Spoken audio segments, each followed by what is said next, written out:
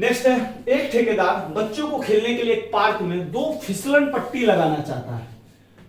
5 वर्ष के कम उम्र के बच्चों के लिए वह एक ऐसी फिसलन पट्टी लगाना चाहती है जिसका शिखर 1.5 मीटर की ऊंचाई पर हो और भूमि के साथ 30 डिग्री कोण बनाए, जबकि इससे अधिक उम्र के बच्चों के लिए 3 मीटर की ऊंचाई पर एक अधिक ढाल की फिसलन पट्टी लगाना चाहती है जो भूमि के साथ 60 डिग्री का कोण बनाती है। भाई फिसलन पट्टी लगाना है जिसमें 5 वर्ष के बच्चों के लिए भी लगाना है और 5 से ज्यादा के लिए भी लगाना है।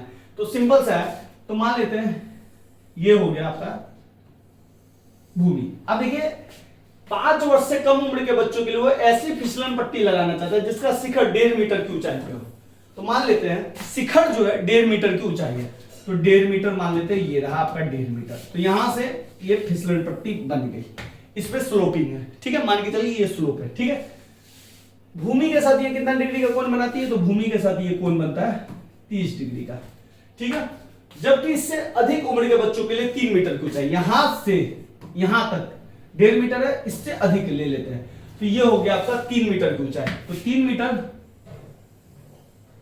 ये हो गया, तो इसके साथ जो कोण बनाती है 60 डिग्री कोण बनाती है, 60 डिग्री। प्रत्येक स्थिति में फिसलन पट्टी की लंबाई क्या होनी चाहिए। अब ये पूछ रहा है इस तरह का कोण बनाया जाता है, तो पूछ रहा है इसकी लंबाई क्या होगी, इसकी लंबाई क्या होगी। सिंपल है, इसका पहले निकालते, तो इसको पहले लिखते हैं A B C D E. तो आपसे क्वेश्चन ने पूछा फिसलन पट्टी की लंबाई, तो सबसे पहले आपको एसी निकालना है, अब इस तरफ आपको क्या निकालना है, डी निकालना है। अब आराम से हमें बताइए, ये दीवार है तो ये तो भैया ऊंची होगी, कोई दिक्कत नहीं है। तो इसमें तो सबसे पहली बात छोटी छोटी बातें लिखनी है जो आपको लिख देनी, ये ऊंची है तो ये तो 90 डिग्री है, 90 डिग्री है। ये 1.5 मीटर आपको दिया हुआ है, यानी कि अगर 1.5 मीटर दिया है तो ये 30 डिग्री है, तो इस हिसाब से ये पी दे दिया। निकालना क्या है आपको, ये निकालना है, ये 90 डिग्री तो ये एच हो गया, यानी कि आपको पीएच में रिलेशन देखना है। सेम यहां भी पी पूरा दे दिया और ये आपको एच निकालना है, ये 90 डिग्री हो गया, तो ये हाइपोटेनस, क्योंकि 90 डिग्री के सामने को हाइपोटेनस कहते हैं, ये आपको निकालना है। तो ऐसा ट्रायंगल स्लोप हो गया, स्लोप नहीं बनाना, एकदम सीधे बनाना है, इसको ध्यान रखिएगा। तो आपके पास 2 ट्रायंगल है, इस ट्रायंगल में भी और इस ट्रायंगल में। तो पहले हम इस ट्रायंगल का काम करते हैं, चलिए। तो हमको कौन सा ट्रायंगल में चाहिए, ट्रायंगल ए बी सी में, ट्रायंगल ए बी सी में। अब इसमें आपको कुछ लिखना पड़ेगा, जैसे शिखर ए बी है तो ए बी 1.5 मीटर है, तो यहाँ पे लिखना पड़ेगा ए बी 1.5 मीटर की ऊंचाई, ये सब आपको लिखना पड़ेगा, ठीक है। अब हमें चाहिए कि इसमें बी एच निकालना है, पी दिया है, पी एच में फिर से चाहिए। अब पी एच क्या बनता है, साइन में बनता है, तो सिंपल लेंगे साइन 30 डिग्री।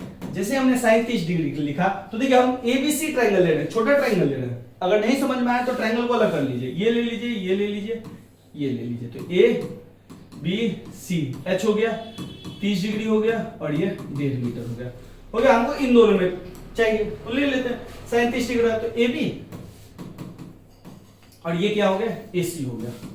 साइन 30 को बोलते हैं हम, साइन 30 को अभी हमने बोला है 1/2, तो ले लीजिए 1/2, 1/2। ए बी का वैल्यू कितना है, तो ए बी का वैल्यू देखिए 1.5 है, ले लीजिए 1.5। एसी का वैल्यू कितना है, तो एसी ही तो निकालना है, तो एसी एसी ले लीजिए।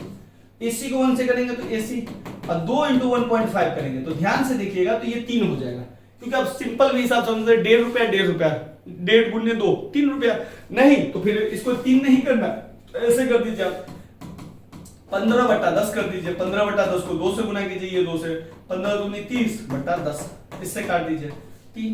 जैसे करना है वैसे आप कर सकते हैं, कैलकुलेशन है। मैथ क्या है, डिफरेंट तरीका से कैलकुलेशन करना, तो हमने कर दिया कैलकुलेशन, जैसे आपको समझ में आता है वैसे करिए। तो भैया यहाँ पे जो फिसलन पट्टी की जो लंबाई होगी वो कितनी होगी, 3 मीटर। तो यहाँ पे क्लियर लिखना पड़ेगा, 5 वर्ष से कम बच्चों के लिए फिसलन पट्टी जो है, फिसलन पट्टी की लंबाई वो है आपकी 3 मीटर। खत्म। अब आइए दूसरा हम करते हैं, आते हैं।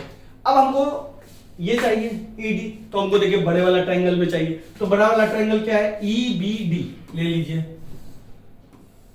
ई बी डी, तो ये एच हो गया।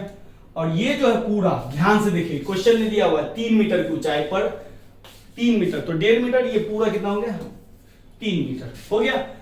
अब ध्यान से देखिए ये 90 डिग्री हो गया तो ये हाइपोटेनस हो ही गया, ये आपका 60 डिग्री है तो ये हो गया आपका P, ये हो गया आपका P।